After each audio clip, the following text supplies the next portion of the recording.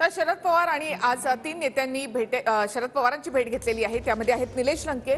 ते शरद पवार गटामध्ये प्रवेश त्यांचा निश्चित मानला जातोय। आपण पवार धारेवरच चालतोय असं निलेश लंकेंनी म्हटलं।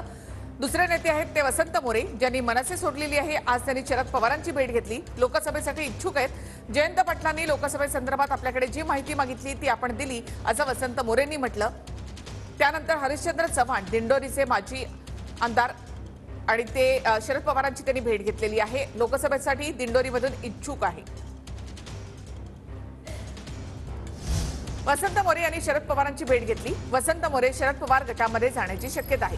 जयंत पाटलांनी काही गोष्टी लेखी मागितल्या होत्या, त्या दिल्या असं वसंत मोरे यांनी म्हटलं आहे।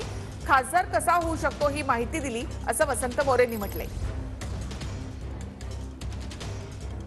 शरद पवारांची भेट घेऊन वसंत मोरे आता राष्ट्रवादी कार्यालयाच्या बाहेर आलेले आहेत। तात्या पवारांची भेट घेतली शरद पवार साहेबांची, काय बोलणं झाले?